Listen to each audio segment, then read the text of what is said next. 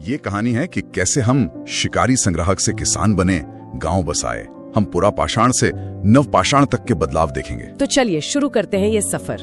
देखते हैं उन पत्थरों और गुफाओं में क्या छुपा है। सबसे पहले पुरा पाषाण काल। ये तो काफी लंबा चला है ना? हाँ, बहुत लंबा, लाखों साल। तब इंसान पूरी तरह से प्रकृति पर निर्भर था। शिकार करना, फल फूल इकट्ठा करना। और औजार वो कैसे थे? औजार तो शुरुआती थे, बड़े भारी बिडोल पत्थर के, जिन्हें हम चॉपर चॉपिंग टूल्स कहते हैं। अच्छा। सोहन घाटी, बेलन घाटी जैसी जगहों पर इसके निशान मिलते हैं। फिर आया मध्यपुरा पाषाण काल। हाँ, उसमें क्या फर्क था? उसमें औजार थोड़े सुधरे, शल्क तकनीक आई, पत्थर से पतले धारदार टुकड़े निकालना। Okay, flakes. हाँ, फ्लेक्स। इनसे काटना आसान हुआ होगा। नर्मदा घाटी में मिले हैं ऐसे औजार। और फिर उच्चपुरा पाषाण काल। इस समय तक आधुनिक मानव होमोसेपियंस आ चुके थे। औजार और भी बेहतर हुए, पतले ब्लेड, नुकीले पत्थर, जैसे चाकू की तरह। हाँ, कुछ वैसा ही। और इसी दौर की हैं भीमबेटका की गुफाएं। भीमबेटका, जहाँ वो शैल चित्र है, कमाल है। बिल्कुल, वो चित्र हमें उस समय के जीवन, उनकी सोच की झलक देते हैं। दुनिया तब काफी ठंडी थी, हिमयुक्ता। तो पुरा पाषाण में शिकारी जीवन, धीरे धीरे सुधरते औजार, फिर मौसम बदला और आया मध्य पाषाण काल। यहाँ क्या खास हुआ औजारों के अलावा? देखिए, यहाँ जलवायु गर्म हुई, पेड़ पौधे जानवर सब बढ़े, तो जीवन शैली पर असर पड़ना ही था। हाँ बिल्कुल। सबसे बड़ा तकनीकी बदलाव था माइक्रोलिथ्स। माइक्रोलिथ्स? हाँ, ये क्या थे? बहुत छोटे पत्थर के औजार, ज्यामितीय आकार के, त्रिकोण, चौकोर। अच्छा, इतने छोटे? हाँ, शायद इन्हें लकड़ी या हड्डी में लगाकर तीर की नोक या हंसिया जैसा कुछ बनाते होंगे। ओह, यानी ज्यादा कारगर हथियार। हाँ, शिकार और कटाई वगैरह में आसानी हुई। और एक और खास बात, क्या? इसी दौर में पशुपालन के शुरुआती संकेत मिलने लगते हैं। पशुपालन मध्य पाषाण में ही? हाँ, शुरुआती संकेत, जैसे मध्य प्रदेश में आदमगढ़, राजस्थान में बागोर। यहाँ जानवरों की हड्डियों के साथ माइक्रोलिथ्स मिले हैं। शायद ये पालतू बनाने की कोशिश रही हो। दिलचस्प। और गुजरात में लंगनाज, यूपी में सराय नाहर राय, ये भी इसी काल के हैं। जी हाँ, ये महत्वपूर्ण स्थल हैं। ठीक है। तो शिकार के साथ पशुपालन की हल्की शुरुआत। इसके बाद आया नव पाषाण काल। इसे तो क्रांति कहते हैं, क्यों भाई? अरे बिल्कुल सही, नव पाषाण क्रांति, ये नाम एकदम फिट बैठता है। ऐसा क्या हुआ? इंसान ने खेती करना सीख लिया। ये समझना कि बीज बोएंगे तो फसल उगेगी, ये बहुत बड़ा बदलाव था। सही बात है। अब वो खाना ढूंढने की बजाय खाना उगाने लगा। खाद्य संग्राहक से खाद्य उत्पादक बन गया। तो फिर तो जीवन पूरा बदल गया होगा। बिल्कुल। खेती के लिए एक जगह टिकना पड़ा, तो स्थायी बस्तियां बनी, गांव बसे। पशुपालन भी अब ठीक से होने लगा। और मिट्टी के बर्तन? हाँ, जरूरतें बढ़ी तो मिट्टी के बर्तन बनने लगे, अनाज रखने पकाने के लिए। पहले हाथ से, फिर शायद चाक पर भी। औजार भी अब घिसे हुए पॉलिश वाले बनने लगे, ज्यादा धारदार कुल्हाड़ियां वगैरह। स्थायी गांव, खेती, बर्तन, पॉलिशदार औजार। वाह, कौन सी जगह है जो इस क्रांति का सबूत देती है? परीक्षाओं के लिए जरूरी। सबसे अहम है मेहरगढ़, जो अब पाकिस्तान में है। यहाँ खेती पशुपालन के बहुत पुराने सबूत हैं। और भारत में? भारत में कश्मीर में बुर्जहोम और गुफकराल, वहाँ गड्ढों वाले घर मिले हैं, पिट ड्वेलिंग्स, शायद ठंड से बचने के लिए। गड्ढों वाले घर? अच्छा। और वहाँ कब्रों में मालिक के साथ कुत्ते भी दफनाए गए हैं। अरे, मालिक के साथ कुत्ते? और बाकी जगह? बिहार में चिरांद, वहाँ हड्डी के औजार बहुत मिले हैं। यूपी में कोल्हेवा और महागाड़ा, जहाँ से चावल के प्राचीनतम साक्ष्यों में से कुछ मिलते हैं। चावल? और दक्षिण भारत? दक्षिण में मस्की, ब्रह्मगिरी, पिकलीहल, वहाँ रागी जैसे अनाज उगाने और राख के टीले, ऐश माउंट्स मिले हैं। राख के टीले वो कैसे बने? शायद जहाँ मवेशी रखे जाते थे, वहाँ गोबर जमा होकर जल गया हो लंबे समय तक। समझ गया। तो ये था पाषाण काल का पूरा सफर, साधारण पत्थर के औजारों से शुरू होकर खेती और गांव बसाने तक। हाँ, और इन्हीं बदलावों ने आगे चलकर हड़प्पा जैसी सभ्यताओं की नींव रखी। हर काल की अपनी पहचान, अपने औजार, अपनी जगह। पुरा पाषाण के शिकारी, मध्य पाषाण के माइक्रोलिथ्स और नव पाषाण की क्रांति। बिल्कुल। और ये देखना कितना दिलचस्प है कि कैसे माहौल बदला, जरूरतें बदली और इंसान ने नई तकनीकें ईजाद की। जहां इंसान ने पहली बार धातु का जादू समझा, ताम्र पाषाण युग यानी कैल्कोलिथिक एज, वो दौर जब पत्थर के साथ साथ वो चमचमाते तांबे का इस्तेमाल शुरू हुआ। और देखिए, प्रतियोगी परीक्षाओं के लिए भी ये समझना बहुत जरूरी है कि इस एक खोज ने, तांबे ने कैसे सब कुछ बदलना शुरू कर दिया? बिल्कुल, ये महज एक धातु की खोज नहीं थी। इसको ऐसे देखना चाहिए कि ये मानव विकास का एक बहुत बड़ा कदम था। हाँ। पत्थर के औजारों पर जो निर्भरता थी, उससे धातु की दुनिया में आना, इसने आने वाले भविष्य की नींव रखी। ये समझना जरूरी है कि ये बदलाव कैसे आया और इसके मायने क्या थे। तो इस युग की सबसे खास पहचान क्या मानी जाए? जाहिर है तांबा, है ना, इंसान द्वारा खोजी गई पहली धातु। हाँ बिल्कुल, तांबा ही। लेकिन क्या इसका असर सिर्फ नए औजारों तक ही सीमित था, या इसने मतलब उस वक्त के समाज को भी बदला? बहुत अच्छा सवाल है। देखिए, तांबे ने सिर्फ बेहतर और शायद ज्यादा टिकाऊ औजार ही नहीं दिए। कैसे? सोचिए ना, धातु को जमीन से निकालना, फिर उसे गलाना, फिर उससे औजार या बर्तन बनाना, इसके लिए खास हुनर चाहिए। हाँ, ये तो है। तो शायद कुछ लोग इन कामों में माहिर हो गए होंगे, एक्सपर्ट बन गए होंगे, और इससे सामाजिक संरचना में धीरे धीरे बदलाव की शुरुआत हुई होगी। दिलचस्प है। और इनके रहन सहन के बारे में क्या पता चलता है? हमने सुना है कि ये लोग ज्यादातर ग्रामीण समुदाय में रहते थे, कोई बड़े शहर नहीं थे इस वक्त। हाँ बिल्कुल, इस दौर के लोग ज्यादातर गाँवों में ही रहते थे। खेती और पशुपालन यही मुख्य आधार थे जीवन के। अच्छा। और एक और दिलचस्प बात इनके अंतिम संस्कार के तरीके में दिखती है। ये शवों को बड़े मिट्टी के मर्तबानों या कहें कलश में रखकर दफनाते थे। हाँ, कलश शवाधान, ये टर्म सुना है। जी, ये उनके रीति रिवाजों और शायद पारलौकिक जीवन संबंधी उनकी जो मान्यताएं थी, उनकी तरफ इशारा करता है। और क्या ऐसी कोई चीज थी जिसके बारे में इन्हें जानकारी नहीं थी? परीक्षाओं में अक्सर ये भी पूछ लिया जाता है कि क्या नहीं था इनके पास। हाँ, इसमें दो मुख्य बातें ध्यान रखने लायक है। एक तो इन्हें घोड़े के बारे में जानकारी नहीं थी, कम से कम व्यापक रूप से इस्तेमाल का कोई सबूत नहीं है। अच्छा, घोड़ा नहीं था। और दूसरा, ये पकी हुई ईंटों का इस्तेमाल नहीं करते थे। ओह अच्छा, तो फिर घर कैसे बनाते थे? इसका मतलब यही है कि इनके घर शायद मिट्टी, घास फूस या फिर कच्ची ईंटों के बने होते होंगे, जो बाद की सभ्यताओं जैसे सिंधु घाटी सभ्यता, जहाँ पक्की ईंटों के मजबूत घर मिले हैं, उतने टिकाऊ नहीं रहे होंगे। सही बात है। अच्छा, घरों की बात हुई तो बर्तनों का जिक्र भी जरूरी है। सुनने में आया है कि इनके मिट्टी के बर्तन भी खास थे, उनकी अपनी पहचान थी। बिल्कुल, पुरातत्वविदों के लिए मिट्टी के बर्तन तो एक तरह से उस काल के, आप कह सकती हैं, सिग्नेचर जैसे होते हैं। हाँ। ताम्रपाषाण युग की दो खास शैलियाँ मिलती हैं। एक तो है काले और लाल रंग के बर्तन, ब्लैक एंड रेड वेयर। ये कैसे होते थे? इनमें आमतौर पर अंदर और बर्तन के गले के पास का हिस्सा काला होता था और बाकी का बाहरी हिस्सा लाल। अच्छा, और दूसरी शैली? दूसरी है गेरुए रंग के बर्तन, ओक्रो कलर्ड पॉटरी, OCP। ये खासकर गंगा यमुना का जो दोआब क्षेत्र है, वहाँ ज्यादा मिले हैं। तो ये बर्तन न सिर्फ उनकी कला और तकनीक दिखाते हैं, बल्कि अलग अलग संस्कृतियों और शायद उनके बीच के व्यापारिक संपर्कों को समझने में भी मदद करते हैं। तो मतलब ये संस्कृति सिर्फ एक दो इलाकों तक सीमित नहीं थी, ये पूरे भारत में फैली हुई थी। हाँ, ये बहुत व्यापक थी, इसका फैलाव काफी बड़ा था। अगर हम पश्चिम की ओर देखें तो महाराष्ट्र में जोरवे संस्कृति पनपी। जोरवे संस्कृति? हाँ, यहाँ जोरवे, नेवासा, दायमाबाद और इनामगांव जैसे बहुत महत्वपूर्ण स्थल मिले हैं। दायमाबाद का नाम तो काफी सुना है। हाँ, दायमाबाद तो खासतौर पे उल्लेखनीय है क्योंकि यहाँ से कांसे की कुछ भारी वस्तुएं मिली हैं। कांसे की? ताम्रपाषाण युग में? जी हाँ, ये थोड़ा एडवांस्ड स्टेज दिखाता है। जैसे वो एक रथ चलाने वाले मनुष्य की आकृति मिली है और गैंडे, हाथी, भैंसे की भी ठोस आकृतियाँ मिली हैं।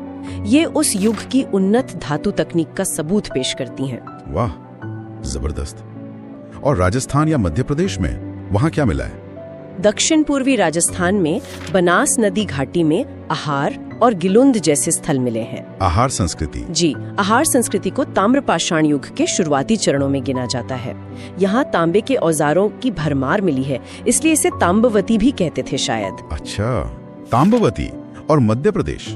पश्चिमी मध्य प्रदेश में मालवा, कायथा और एरण ये प्रमुख स्थल हैं। मालवा संस्कृति खासकर अपने उत्कृष्ट कोटि के मृद भांडों, मतलब बर्तनों के लिए जानी जाती है। बहुत अच्छी क्वालिटी के बर्तन मिले हैं वहाँ से। तो पश्चिम हो गया, मध्य भारत हो गया, पूर्वी भारत की तरफ भी इसके निशान मिले हैं क्या? जी हाँ, पूर्वी भारत में भी बिहार में चिरांद और सोनपुर जैसे स्थल हैं, और पश्चिम बंगाल में पांडु राजा ढिबी जो बर्दवान जिले में है, और महिषादल मिदनापुर जिले में, इन जगहों से भी इस युग के प्रमाण मिले हैं।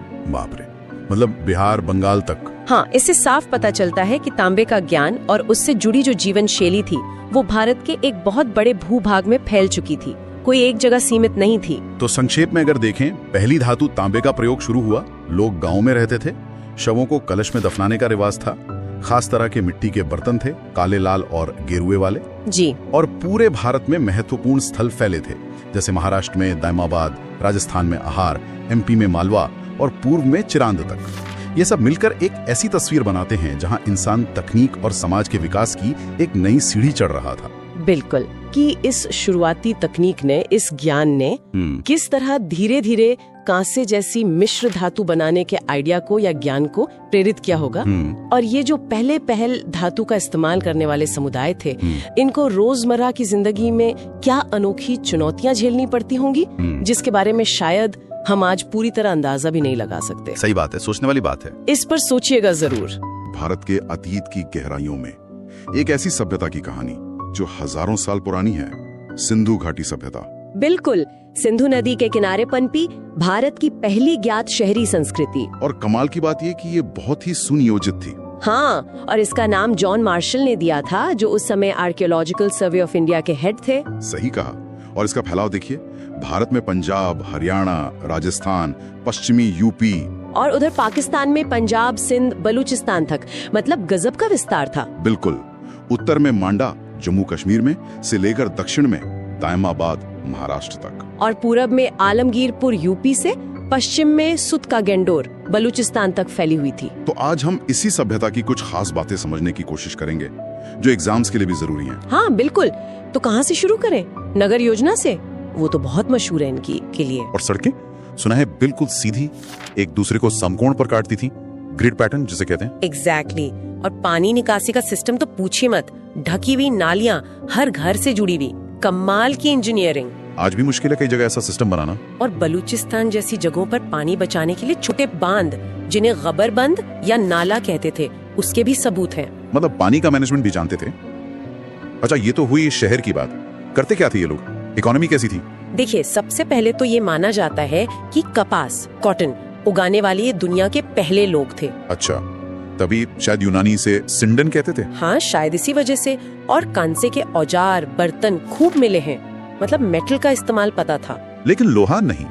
नहीं, लोहे की जानकारी इनको बिल्कुल नहीं थी। ये कांस्य युग की सभ्यता थी। तो मुख्य काम क्या थे इनके? कपड़ा बनाना, ईंटें पकाना, नाव बनाना, और हाँ, मनके और गहने बनाने में ये लोग माहिर थे। बहुत सुंदर ज्वेलरी मिली है। सोना कहाँ से आता था? सोना शायद कर्नाटक से आता था, और जेडाइट जैसा पत्थर तो दूर, असम से, दाऊजली हेडिंग वाले इलाके से। वाह। और मिट्टी के बर्तन वो तो मिले ही होंगे। हाँ बिल्कुल, चाक पर बने हुए बढ़िया क्वालिटी के मिट्टी के बर्तन मिले हैं। तो मतलब व्यापार भी होता होगा जोरों पर, इतना सब बन रहा था तो। बिल्कुल, हजारों मोहरें मिली हैं, ज्यादातर सेलखड़ी यानी स्टीटाइट की, कुछ टेराकोटा की भी। इन पर जानवरों की आकृतियाँ और कुछ लिखा हुआ है। ये मोहरें किस काम आती थी? स्टैंप की तरह? हाँ, शायद व्यापार में पहचान के लिए या माल पर निशान लगाने के लिए। और इनका ट्रेड मेसोपोटामिया यानी आज के इराक तक था। ये कैसे पता चला? क्योंकि हड़प्पा की मोहरें वहाँ मिली हैं, और मेसोपोटामिया के रिकॉर्ड्स में इन्हें मेलुहा कहा गया है। मेलुहा दिलचस्प है। और तौलने के लिए बाट वगैरह? हाँ, बाट भी मिले हैं, और वो अक्सर 16 या उसके मल्टीपल्स में होते थे। 16, 32, 64 इस तरह से। तो क्या पैसे चलते थे या बार्टर सिस्टम? ज्यादातर लगता है कि चीजों की अदला बदली यानी बार्टर सिस्टम ही चलता था। कीमती पत्थर जैसे लैपिस लाजुली का भी ट्रेड होता था। इतना सब ऑर्गेनाइज था तो समाज कैसा था? कोई राजा या पुजारी का राज? यही तो एक बड़ा सवाल है। मंदिर या महल जैसी कोई भव्य इमारतें नहीं मिली हैं। तो फिर कौन चलाता था सब? अंदाजा ये है कि शायद कोई एक राजा नहीं, बल्कि व्यापारियों का या कुछ लोगों की समिति का शासन रहा होगा। और धर्म, पूजा पाठ? मंदिरों के सबूत तो नहीं है, पर धार्मिक मान्यताएं थीं। जैसे लिंगम और योनि की पूजा के संकेत मिले हैं। मातृ देवी की मिट्टी की मूर्तियां मिली हैं। पेड़ों और पशुओं की पूजा भी होती थी शायद। वो पशुपति वाली मोहर भी तो है। हाँ, एक मोहर पर योगी जैसी मुद्रा में एक आकृति है, जिसके चारों ओर। अब मेरा अगला टॉपिक है वैदिक काल। भारतीय इतिहास का आप कह सकते हैं एक बहुत महत्वपूर्ण चरण। इसे समझने के लिए हम इसे दो हिस्सों में देखेंगे, पूर्व वैदिक या ऋग्वैदिक काल और फिर उत्तर वैदिक काल। हमारा मकसद है कि परीक्षा के नजरिए से जो मुख्य बातें हैं उन्हें जल्दी से दोहरा लिया जाए। तो पहले चलते हैं ऋग्वैदिक काल में। समाज की सबसे छोटी इकाई थी कुल, मतलब परिवार। कई कुल मिलकर ग्राम, फिर विश्व और सबसे ऊपर जन, है ना? और राजनीतिक फैसले के लिए दो संस्थाएं थीं, सभा और समिति। बड़ी फेमस थी ये। एक और जरूरी बात, इस दौर में महिलाओं की स्थिति भी ठीक थी, वो सभाओं में हिस्सा ले सकती थी, विधवा पुनर्विवाह भी होता था। और हाँ, गाय का बहुत महत्व था, उसे अघन्या कहते थे, मतलब हाँ, अघन्या यानी जिसे मारा न जाए, बिल्कुल। और ये ध्यान रखना जरूरी है कि ये समाज मुख्य रूप से पशुपालक था, मतलब अर्ध घुमंतु टाइप। अर्थव्यवस्था का आधार ही पशुपालन था। खेती उतनी महत्वपूर्ण नहीं थी शुरू में। देवता भी प्रकृति वाले ज्यादा थे। इंद्र, जिन्हें पुरंदर भी कहा गया, अग्नि, वरुण, सोम, ये प्रमुख थे। वर्ण व्यवस्था की भी शुरुआत यहीं दिखती है, ब्राह्मण, क्षत्रिय, वैश्य, शूद्र। लेकिन हाँ, ये समझना बहुत जरूरी है कि ये कर्म पर आधारित थी, जन्म पर नहीं, और उतनी कठोर भी नहीं थी। अच्छा, तो फिर उत्तर वैदिक काल में क्या बदला? सुना है काफी बड़े परिवर्तन हुए। हाँ बिल्कुल, यहीं से कहानी काफी बदल जाती है। देखिए, सबसे बड़ा बदलाव था लोहे का इस्तेमाल, वो शुरू हो गया। अब लोहे से जंगल साफ करना आसान हुआ तो खेती बढ़ी। तो जो समाज पहले पशुओं पर ज्यादा निर्भर था, वो अब कृषि प्रधान बन गया। चावल, गेहूं मुख्य फसलें हो गईं और लोग स्थायी रूप से बसने लगे। गांव, बस्तियां बनने लगीं। वो जो छोटे छोटे जन थे ना, वो मिलकर बड़े जनपद बन गए। राजा अब ज्यादा शक्तिशाली हो गया। सभा समिति का महत्व थोड़ा कम हो गया। और इसका समाज पर क्या असर पड़ा? फिर सीधा फर्क पड़ा होगा? हाँ बिल्कुल, सीधा असर पड़ा। वो जो वर्ण व्यवस्था पहले कर्म आधारित थी, वो अब जन पर आधारित हो गई, और ज्यादा कठोर भी। समाज एकदम 4 वर्णों में बट गया। इसी समय गोत्र व्यवस्था भी शुरू हुई, मतलब एक ही पूर्वज से अपनी उत्पत्ति मानना। महिलाओं की स्थिति में भी गिरावट आई, उनको सभाओं से बाहर कर दिया गया। शिक्षा के अवसर भी पहले से कम हो गए।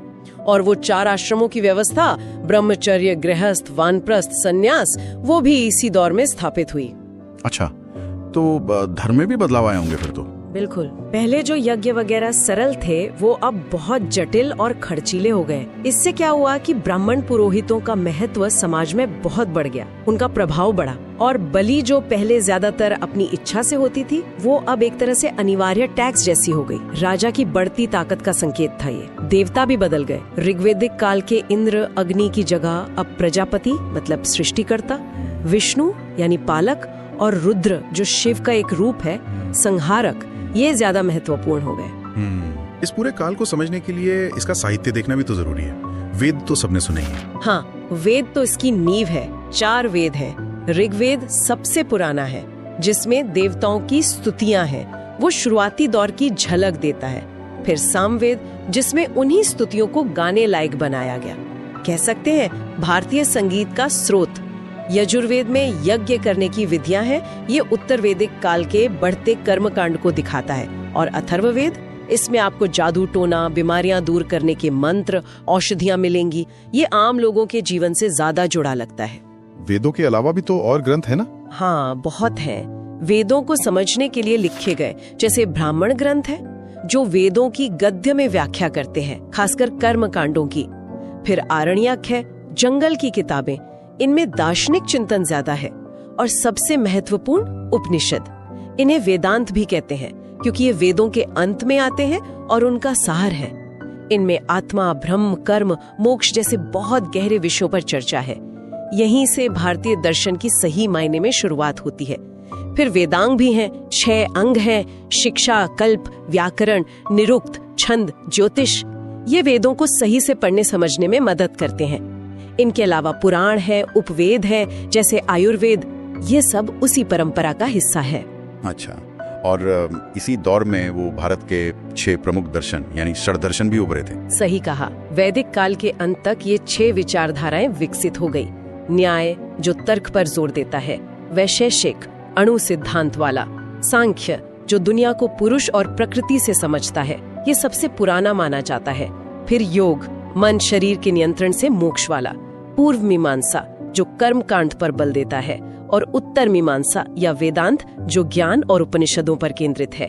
ये दिखाता है कि उस युग में सिर्फ कर्मकांड ही नहीं, बल्कि तर्क और ज्ञान पर भी कितना गहरा विचार हो रहा था। अब मेरा अगला टॉपिक है जैन धर्म। ये एग्जाम्स के लिहाज से काफी जरूरी टॉपिक है। इसकी शुरुआत मतलब तीर्थंकरों से मानी जाती है। मैंने सुना है कुल 24 तीर्थंकर हुए हैं। जी हाँ, बिल्कुल 24। पहले तीर्थंकर थे ऋषभदेव, जिनका प्रतीक चिन्ह बैल था।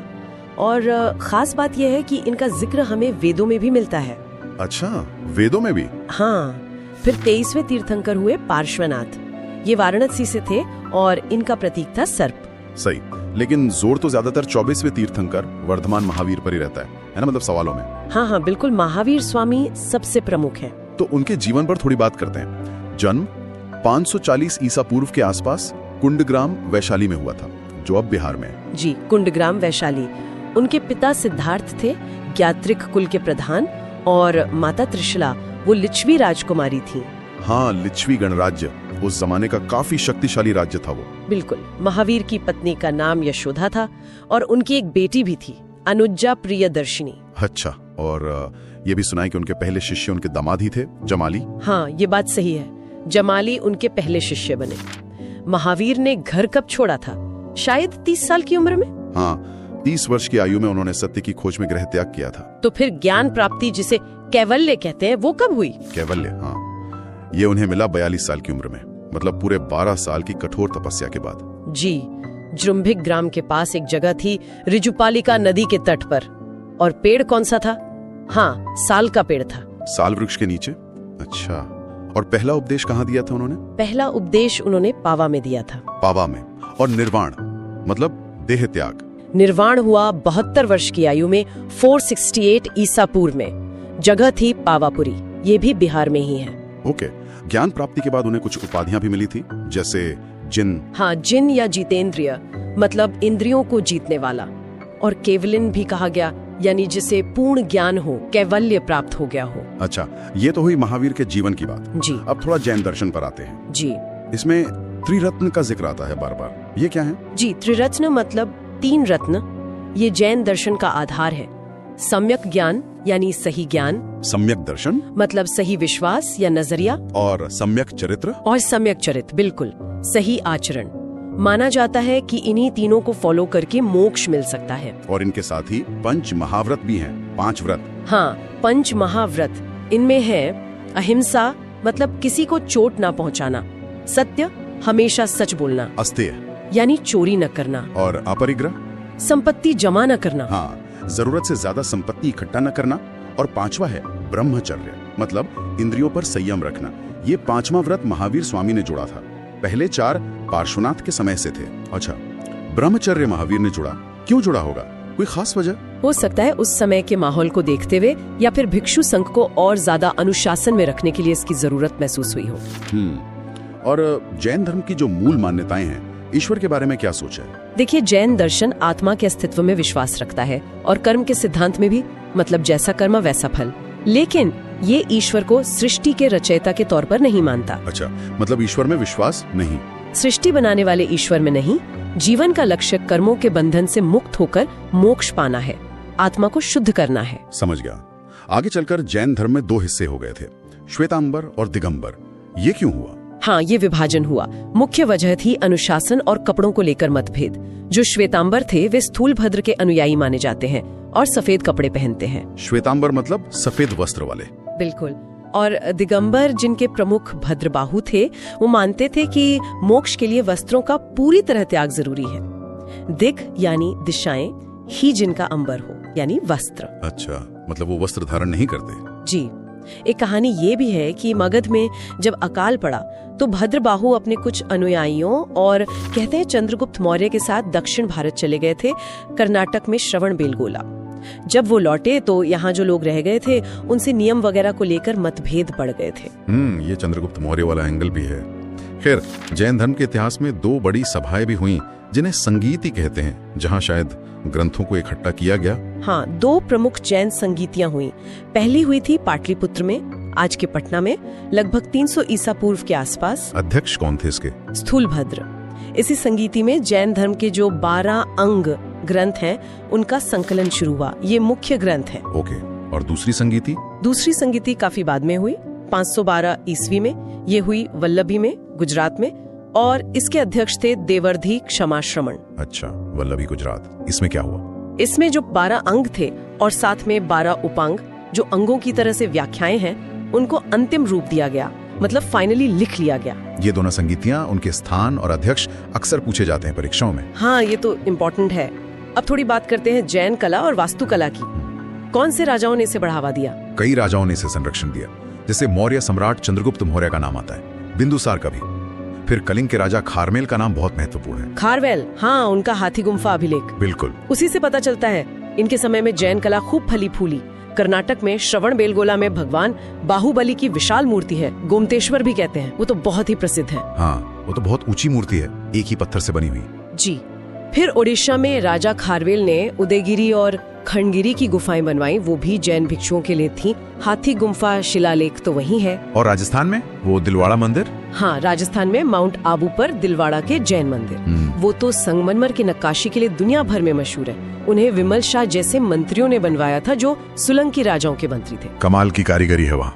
जैन मठों को बस्ती भी कहते हैं शायद। हाँ, दक्षिण भारत में खासकर जैन मठों या बस्तियों के लिए बस्ती शब्द इस्तेमाल होता है। तो कुल मिला के देखें तो जैन धर्म का भारतीय दर्शन, कला, संस्कृति सब पर एक गहरा असर रहा है। निश्चित रूप से अहिंसा का सिद्धांत हो या उनकी वास्तुकला, सब में उनकी छाप दिखती है। तो आज हमने जैन धर्म के प्रमुख तीर्थंकरों, खासकर महावीर स्वामी के जीवन को समझा, उनके दर्शन में त्रिरत्न और पंच महाव्रत देखे, श्वेतांबर दिगंबर का विभाजन जाना, महत्वपूर्ण संगीतियों पर बात की और जैन वास्तुकला के कुछ खास उदाहरण भी देखे। जी, एक अच्छी रिविजन हो गई इन सब पॉइंट्स की। इस चर्चा को सुनने के लिए धन्यवाद। अब एक सवाल जो दिमाग में आता है, क्या आज के समय में जहाँ इतनी हिंसा है, चीजें जमा करने की होड़ है, जैन धर्म के जो सिद्धांत हैं, अहिंसा और अपरिग्रह वाले, क्या वो पहले से भी ज्यादा जरूरी, ज्यादा प्रासंगिक नहीं हो गए हैं? सोचने वाली बात है। अगला विषय है बौद्ध धर्म। जी। ये प्रतियोगी परीक्षाओं के लिए, मतलब एसएससी, यूपीएससी वगैरह के लिए एक बहुत ही महत्वपूर्ण टॉपिक है। तो चलिए इसके मुख्य पहलुओं को समझते हैं। सबसे पहले गौतम बुद्ध के जीवन की जो प्रमुख घटनाएं हैं, उन पर एक नजर डालते हैं। जी। उनका जन्म 563 ईसा पूर्व लुम्बिनी में हुआ था, कपिलवस्तु के पास, शाक्य कुल में। हाँ, पिता शुद्धोधन और माता महामाया, लेकिन उनका पालन पोषण उनकी सौतेली माँ प्रजापति गौतमी ने किया था। अच्छा, और पत्नी यशोधरा, पुत्र राहुल, यहाँ तक तो ठीक है, सामान्य जानकारी। लेकिन जो अहम बात है वो है 29 साल की उम्र में उनका घर छोड़ना। जी, महाभिनिष्क्रमण। हाँ, महाभिनिष्क्रमण, ये एक बहुत बड़ा कदम था। बिल्कुल। और ये सिर्फ घर छोड़ना नहीं था, ये असल में सत्य की खोज का पहला बड़ा कदम था। उनके साथ उनका घोड़ा कंथक और सारथी चन्ना थे।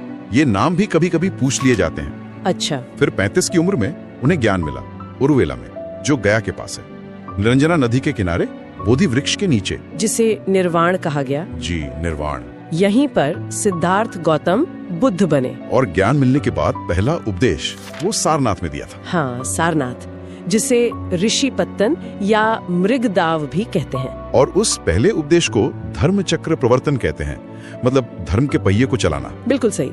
और अंत में 483 ईसा पूर्व कुशीनगर में उनका महापरिनिर्वाण हुआ, यानी उनकी मृत्यु। जी।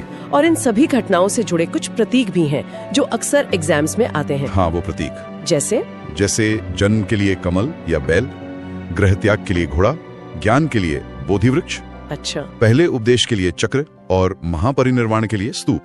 ये याद रखने जरूरी हैं, घटनाओं से जोड़कर। हाँ, बिल्कुल, सीधा सवाल बन जाता है इनसे। चलिए अब थोड़ा ग्रंथों की बात करते हैं। बौद्ध धर्म के जो शुरुआती ग्रंथ हैं, वो पाली भाषा में है, और इनमें सबसे अहम है त्रिपिटक। त्रिपिटक मतलब 3 पिटारे या टुकड़ियां।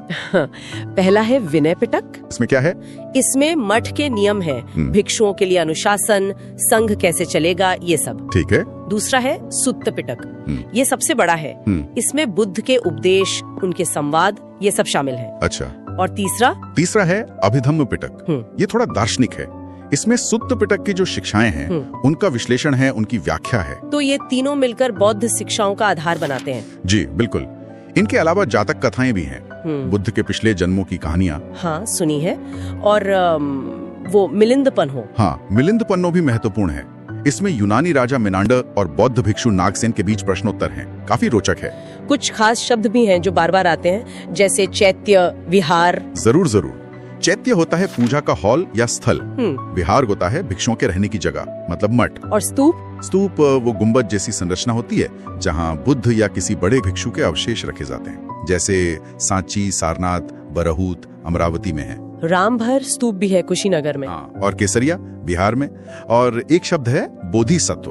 बोधिसत्व ये क्या है? ये महायान शाखा का एक महत्वपूर्ण विचार है। बोधिसत्व वो हैं जो बुद्धत्व के रास्ते पर हैं, लेकिन अपना निर्वाण टाल देते हैं ताकि दूसरों की मुक्ति में मदद कर सकें। अच्छा, अब आते हैं बौद्ध संगीतियों पर, मतलब काउंसिल्स पर। ये क्यों हुई थी? ये सभाएं मुख्य रूप से बुद्ध के उपदेशों को इकट्ठा करने, उनमें अगर कोई मतभेद हो तो उसे दूर करने और उन्हें सुरक्षित रखने के लिए हुई। 4 प्रमुख संगीतियां मानी जाती हैं। पहली हुई थी 483 ईसा पूर्व में, बुद्ध के महापरिनिर्वाण के तुरंत बाद राजगृह में। जी, अजातशत्रु उस समय संरक्षक थे और अध्यक्ष थे महाकश्यप। यहीं पर विनय और सुत्त पिटक को संकलित किया गया। फिर दूसरी ठीक 100 साल बाद 383 ईसा पूर्व वैशाली में हुई।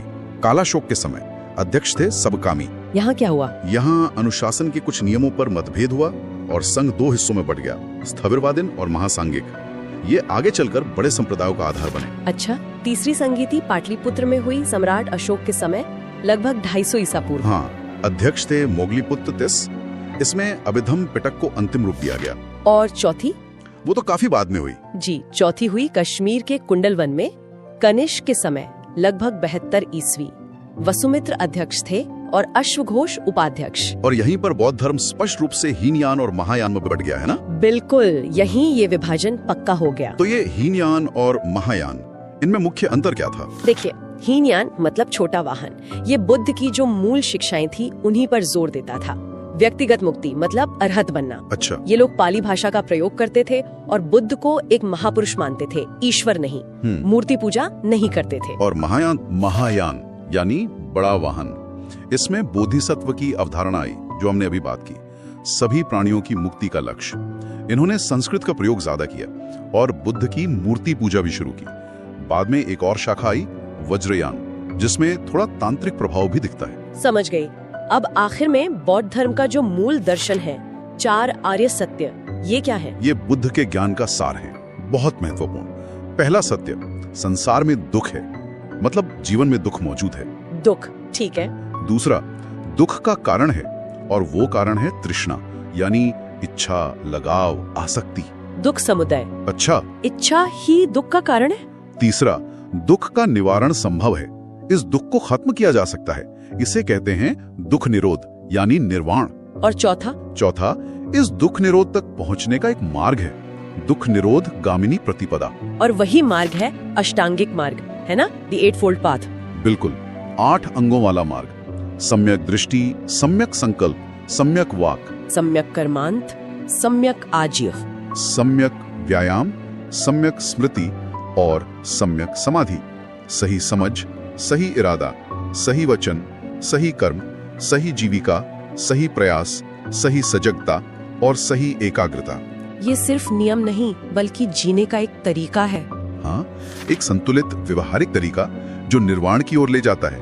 ये दिखाता है कि बौद्ध धर्म सिर्फ पूजा पाठ नहीं, एक गहरा दर्शन भी है। तो ये थी बौद्ध धर्म से जुड़ी कुछ खास बातें जो परीक्षा की तैयारी में यकीनन मदद करेंगी। जी हाँ, और इन्हें सिर्फ रटना नहीं है, बल्कि इनके आपसी कनेक्शन को समझना जरूरी है। सही कहा। जैसे ये सोचना कि कैसे एक राजकुमार की व्यक्तिगत खोज एक विश्व धर्म बन गई, जिसके सिद्धांत आज भी कितने प्रासंगिक हैं। ये सोचने वाली बात है कि 2500 साल पुराने दुख और उसके निवारण के ये सिद्धांत आज की भागदौड़ भरी जिंदगी में भी कितने फिट बैठते हैं। अब मेरा अगला टॉपिक है महाजनपद। ये प्राचीन भारत के इतिहास का एक अहम हिस्सा है और खासकर उन लोगों के लिए जो प्रतियोगी परीक्षाओं की तैयारी कर रहे हैं, जैसे SSC, UPSC या फिर स्टेट PCS वगैरह। हाँ बिल्कुल, ये 6ठी शताब्दी ईसा पूर्व के आसपास का समय था, जब भारत में अलग अलग हिस्सों में कई बड़े शक्तिशाली राज्य उभर कर आए। उन्हीं को महाजनपद कहा गया। और हाँ, इनकी संख्या कुल 16 मानी जाती है। 16 महाजनपद, ठीक है। तो आज हम इन्हीं पर थोड़ी गहराई से बात करेंगे, ताकि परीक्षा के नजरिए से जो जरूरी बातें हैं वो समझ आ जाएं। जी, कोशिश यही रहेगी। तो सबसे पहले ये कि हमें इनके बारे में पता कहाँ से चलता है, मतलब ये जो 16 की संख्या है ये कहाँ मिलती है? देखिए, जानकारी के मुख्य स्रोत तो प्राचीन धार्मिक ग्रंथ ही हैं, जैसे बौद्ध साहित्य है, जैन साहित्य है, उनमें इनका जिक्र मिलता है। अच्छा। हाँ, और कुछ पुराने व्याकरण से जुड़े लेखों में भी इनके नाम आते हैं। आमतौर पर ज्यादातर जगहों पर 16 महाजनपदों की सूची मिलती है। हालांकि एक आध जगह संख्या थोड़ी कम ज्यादा भी बताई गई है, पर परीक्षाओं के लिए 16 ही महत्वपूर्ण है। ठीक है, समझ गई। और क्या इन सभी 16 में मतलब शासन एक जैसा ही था या कुछ अलग भी था? नहीं, ये बहुत अच्छा सवाल है। इनमें फर्क था। ज्यादातर में तो राजतंत्र था, मतलब राजा का शासन। जैसा हम आमतौर पर सोचते हैं। हाँ, लेकिन कुछ महाजनपद ऐसे भी थे जो गणतंत्रीय थे, जिन्हें हम रिपब्लिक कह सकते हैं आज की भाषा में। गणतंत्र उस जमाने में, ये तो बड़ी दिलचस्प बात है। ये कैसे काम करते थे फिर? हाँ, ये खास है। गणतंत्रों में क्या था कि शासन किसी एक राजा के हाथ में नहीं था, बल्कि लोगों का कोई समूह या एक संघ, वो मिलकर शासन चलाता था। फैसले साथ में लिए जाते थे। अच्छा, उदाहरण है कोई इसके? बिल्कुल, वज्जी और मल्ल, ये दो तो बहुत प्रमुख उदाहरण हैं गणराज्यों के। कुछ विद्वान मानते हैं कि कुरु और कंबोज में भी गणतंत्र जैसी व्यवस्था रही होगी। तो ये दिखाता है कि उस वक्त भी शासन के अलग अलग तरीके मौजूद थे। वाह, ये जानना तो बहुत जरूरी है। चलिए अब जरा कुछ प्रमुख महाजनपदों और उनके आज के इलाकों पर नजर डालते हैं, ताकि याद रखने में आसानी हो। शुरुआत मगध से करें, वो सबसे शक्तिशाली माना जाता है शायद। हाँ बिल्कुल, मगध। इसकी शुरुआती राजधानी गिरिव्रज थी, या राजगृह कह लीजिए। बाद में पाटलिपुत्र बनी, जो आज का पटना है। पटना, अच्छा जी। तो ये आज के दक्षिणी बिहार में जो पटना और गया के आसपास का इलाका है, वो था मगध। और अपनी लोकेशन और रिसोर्सेज की वजह से ये वाकई सबसे ताकतवर बन गया था। मगध के पास सीधा काशी है ना, राजधानी वाराणसी, आज का बनारस। हाँ, काशी, राजधानी वाराणसी।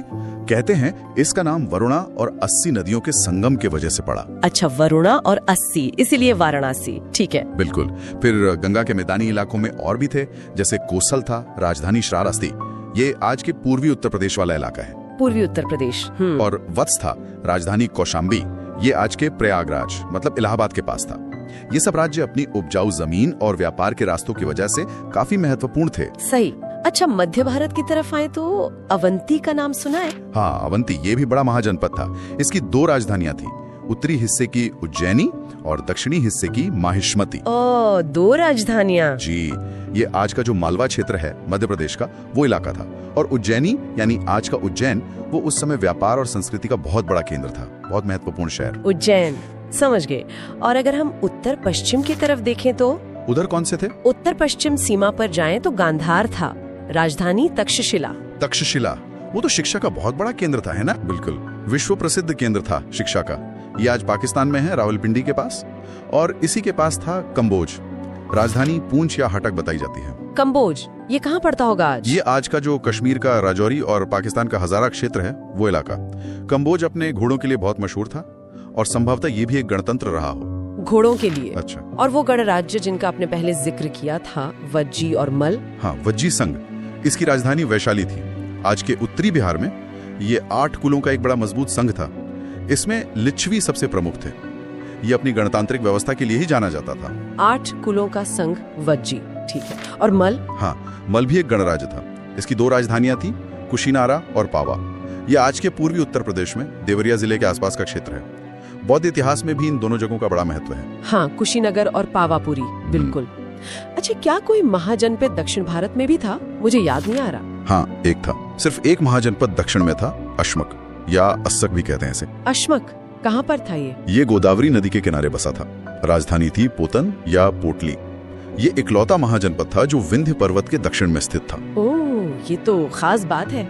दक्षिण का इकलौता महाजनपद अश्मक, ठीक है। और बाकी जो रह गए उनका भी नाम बता दीजिए संक्षिप्त में। जी बिल्कुल। अंग था, राजधानी चंपा, आज का पूर्वी बिहार। शूरसेन था, राजधानी मथुरा, आज का मथुरा क्षेत्र। पांचाल था, पश्चिमी उत्तर प्रदेश में। इसकी भी 2 राजधानियां थी, अहिच्छत्र और काम्पिल्ले। कुरु था, राजधानी इंद्रप्रस्थ, आज का दिल्ली मेरठ वाला इलाका। मत्स्य था, राजधानी विराटनगर, आज का जयपुर क्षेत्र। और चेदी था, राजधानी सोत्थिवती या सुक्तिमती, आज का बुंदेलखंड क्षेत्र। ठीक है, तो ये हो गए पूरे 16। बहुत अच्छे से समझ आ गया। तो अगर हम मोटी मोटी बातें याद रखें तो मगध का सबसे शक्तिशाली होना, वज्जी और मल जैसे गणराज्यों का अस्तित्व, काशी का महत्व, अवंती का उज्जैन शहर और दक्षिण में अश्मक, ये कुछ खास पॉइंट है। बिल्कुल सही, ये मुख्य बातें हैं जो याद रखनी चाहिए। और ये सोचना भी बड़ा रोचक है कि कैसे इन हजारों साल पुराने राज्यों और शहरों के नाम आज भी हमारे भूगोल का, हमारे इतिहास का हिस्सा हैं। इनकी विरासत कहीं ना कहीं आज भी जिंदा है। अच्छा, तो अब मेरा अगला विषय है मगध साम्राज्य। ये उन 16 महाजनपदों में से एक था। चलिए इस पर थोड़ी गहराई से बात करते हैं। बिल्कुल, मगध का अध्ययन जरूरी है क्योंकि इसने भारत के पहले, आप कह सकते हैं, एक बड़े साम्राज्य की नींव रखी। देखिए, किसी भी शक्ति के उदय के पीछे कई कारण होते हैं, है ना?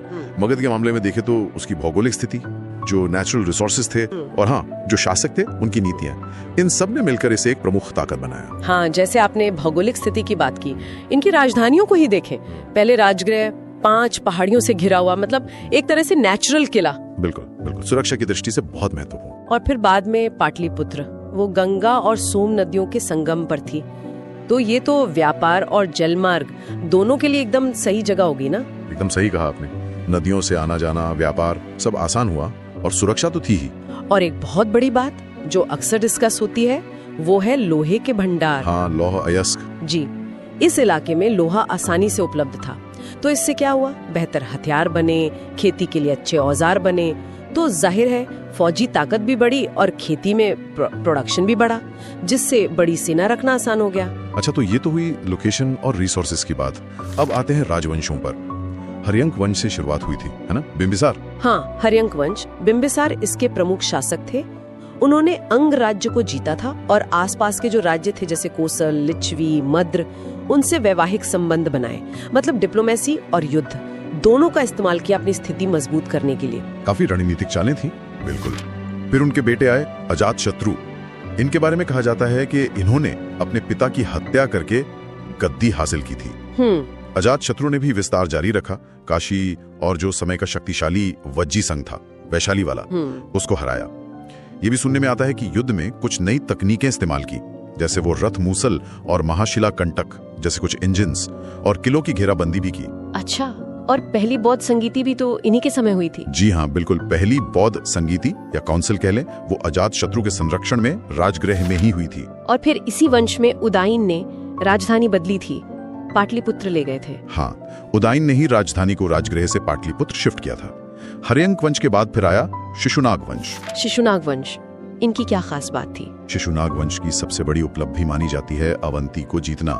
अवंती भी एक शक्तिशाली महाजनपद था उस समय, तो उसको मगध में मिला लेना एक बहुत बड़ी कामयाबी थी। और इनके समय में दूसरी बौद्ध संगीति हुई वैशाली में। ओके, पहले राजगृह में, फिर वैशाली में, ठीक है। और इसके बाद नंदवंश। जी, फिर आया नंदवंश। इसके संस्थापक थे महापद्म नंद।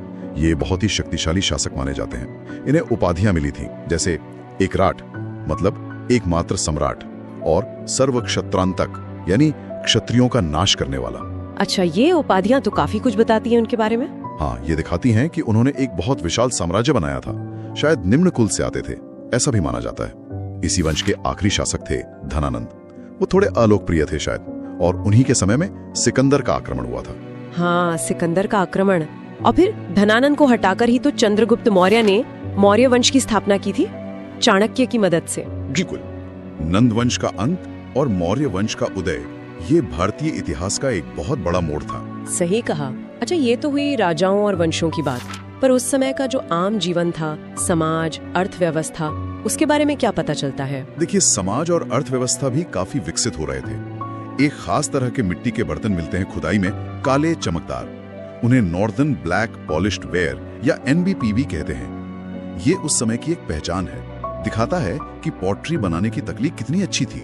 अच्छा, और व्यापार वगैरह के लिए सिक्के चलते थे? हाँ, आहत सिक्के, जिन्हें पंचमार्क कॉइन भी कहते हैं, वो चलन में थे। इनको शायद निष्क या सतमान भी कहा जाता था। ये दिखाता है कि अब बार्टर सिस्टम से आगे बढ़कर मुद्रा का प्रयोग बढ़ रहा था। अर्थव्यवस्था मोनेटाइज हो रही थी। मतलब ट्रेड और कॉमर्स काफी फल फूल रहा होगा। जी, और जो कारीगर थे, व्यापारी थे, उनके अपने संगठन होते थे। श्रेणी कहते थे उन्हें, या गिल्ड। ये श्रेणियां एक तरह से अपने व्यापार को नियंत्रित करती थी, नियम बनाती थी। और खेती, कृषि का क्या हाल था? खेती की बात करें तो सिंचाई की व्यवस्था काफी उन्नत थी। इससे सरप्लस प्रोडक्शन होता था, मतलब जरूरत से ज्यादा अनाज पैदा होता था। और यही अतिरिक्त अनाज था जिससे राजा टैक्स लेता था, सेना रखता था, प्रशासन चलाता था। टैक्स की बात आई तो टैक्स सिस्टम कैसा था? क्या किसान बहुत ज्यादा टैक्स देते थे? एक टैक्स था बलि। ये शायद पहले स्वैच्छिक होता था, पर अब अनिवार्य कर बन गया था। और किसान अपनी उपज का लगभग 6वां हिस्सा, मतलब 1/6 राजा को टैक्स के रूप में देते थे। अच्छा, और समाज में कौन लोग प्रभावशाली थे, जैसे गांव का मुखिया वगैरह? हाँ, समाज में अमीर किसान होते थे जिन्हें गहेपति कहा जाता था। ये जमीन के मालिक होते थे। गांव का जो मुखिया होता था उसे भोजक या ग्राम भोजक कहते थे। वो गांव के लेवल पर प्रशासन देखता था, टैक्स कलेक्शन में भी मदद करता था। और टैक्स वसूलने के लिए क्या अलग से अधिकारी भी थे? बिल्कुल। टैक्स सिस्टम काफी ऑर्गेनाइज था। जैसे सामान लाने ले जाने पर सीमा शुल्क यानी कस्टम ड्यूटी लगती थी। इससे वसूलने वाले अधिकारी शौल्किक या शुल्काध्यक्ष कहलाते थे। रास्तों पर चलने का भी टैक्स था, पथकर यानी टोल टैक्स। और जाति व्यवस्था वो कैसी थी? जाति व्यवस्था या वर्ण व्यवस्था वो अब जन्म पर आधारित हो गई थी, मतलब वंशानुगत। तो इन सब बातों का अगर हम निचोड़ निकालें तो मगध के उदय का मतलब क्या था? मतलब ये है कि मगध का शक्तिशाली साम्राज्य बनना सिर्फ लड़ाइयों या राजाओं की महत्वाकांक्षा का नतीजा नहीं था। इसके पीछे एक मजबूत प्रशासनिक ढांचा था, एक विकसित होती अर्थव्यवस्था थी, संसाधनों का सही इस्तेमाल था और एक संगठित टैक्स सिस्टम था। इन सब चीजों ने मिलकर उस साम्राज्य को एक ठोस आधार दिया, उसे टिकाऊ बनाया। ये दिखाता है कि सिर्फ फौजी ताकत नहीं बल्कि एक अच्छा एडमिनिस्ट्रेशन और इकोनॉमी भी कितनी जरूरी होती है। यहाँ एक सोचने वाली बात यह भी उठती है कि मगध ने जो प्रशासनिक और आर्थिक मॉडल स्थापित किया वो आगे आने वाले साम्राज्यों, खासकर मौर्य साम्राज्य के लिए किस हद तक एक टेम्पलेट या एक आधार बन। तो अब मेरा अगला विषय है मगध साम्राज्य। ये उन 16 महाजनपदों में से एक था और इसने भारतीय इतिहास पर अपनी बहुत गहरी छाप छोड़ी है कि आखिर मगध इतना शक्तिशाली कैसे बना, कौन कौन से प्रमुख राजवंश आए यहाँ और उस समय का समाज, अर्थव्यवस्था वो सब कैसा था। चलिए इस पर थोड़ी गहराई से बात करते हैं। बिल्कुल, मगध का अध्ययन जरूरी है क्योंकि इसने भारत के पहले, आप कह सकते हैं, एक बड़े साम्राज्य की नींव रखी। देखिए, किसी भी शक्ति के उदय के पीछे कई कारण होते हैं, है ना। मगध के मामले में देखें तो उसकी भौगोलिक स्थिति, जो नेचुरल रिसोर्सेज थे और हाँ, जो शासक थे उनकी नीतियां, इन सब ने मिलकर इसे एक प्रमुख ताकत बनाया। हाँ, जैसे आपने भौगोलिक स्थिति की बात की, इनकी राजधानियों को ही देखें। पहले राजगृह 5 पहाड़ियों से घिरा हुआ, मतलब एक तरह से नेचुरल किला। बिल्कुल बिल्कुल, सुरक्षा की दृष्टि से बहुत महत्वपूर्ण। और फिर बाद में पाटलिपुत्र, वो गंगा और सोम नदियों के संगम पर थी। तो ये तो व्यापार और जलमार्ग दोनों के लिए एकदम सही जगह होगी ना। एकदम सही कहा आपने। नदियों से आना जाना, व्यापार सब आसान हुआ और सुरक्षा तो थी ही। और एक बहुत बड़ी बात जो अक्सर डिस्कस होती है वो है लोहे के भंडार। हाँ, लौह अयस्क। जी, इस इलाके में लोहा आसानी से उपलब्ध था। तो इससे क्या हुआ? बेहतर हथियार बने, खेती के लिए अच्छे औजार बने, तो जाहिर है फौजी ताकत भी बढ़ी और खेती में प्रोडक्शन भी बढ़ा, जिससे बड़ी सेना रखना आसान हो गया। अच्छा, तो ये तो हुई लोकेशन और रिसोर्सेज की बात। अब आते हैं राजवंशों पर। हर्यंक वंश से शुरुआत हुई थी, है ना, बिंबिसार। हाँ, हर्यंक वंश, बिंबिसार इसके प्रमुख शासक थे। उन्होंने अंग राज्य को जीता था और आसपास के जो राज्य थे जैसे कोसल, लिच्छवी, मद्र, उनसे वैवाहिक संबंध बनाए, मतलब डिप्लोमेसी और युद्ध दोनों का इस्तेमाल किया अपनी स्थिति मजबूत करने के लिए। काफी रणनीतिक चालें थी। बिल्कुल। फिर उनके बेटे आए अजातशत्रु। इनके बारे में कहा जाता है कि इन्होंने अपने पिता की हत्या करके गद्दी हासिल की थी। अजातशत्रु ने भी विस्तार जारी रखा। काशी और जो समय का शक्तिशाली वज्जी संघ था, वैशाली वाला, उसको हराया। ये भी सुनने में आता है कि युद्ध में कुछ नई तकनीकें इस्तेमाल की, जैसे वो रथ मूसल और महाशिला कंटक जैसे कुछ इंजिन्स, और किलों की घेराबंदी भी की। अच्छा, और पहली बौद्ध संगीति भी तो इन्हीं के समय हुई थी। जी हाँ, बिल्कुल। पहली बौद्ध संगीति या काउंसिल कह लें, वो अजातशत्रु के संरक्षण में राजगृह में ही हुई थी। और फिर इसी वंश में उदाइन ने राजधानी बदली थी, पाटलिपुत्र ले गए थे। हाँ, उदाइन ने ही राजधानी को राजगृह से पाटलिपुत्र शिफ्ट किया था। हर्यंक वंश के बाद फिर आया शिशुनाग वंश। शिशुनाग वंश, इनकी क्या खास बात थी? शिशुनाग वंश की सबसे बड़ी उपलब्धि मानी जाती है अवंती को जीतना। अवंती भी एक शक्तिशाली महाजनपद था उस समय, तो उसको मगध में मिला लेना एक बहुत बड़ी कामयाबी थी। और इनके समय में दूसरी बौद्ध संगीति हुई वैशाली में। ओके, पहले राजगृह में, फिर वैशाली में, ठीक है। और इसके बाद नंदवंश। जी, फिर आया नंदवंश। इसके संस्थापक थे महापद्म नंद।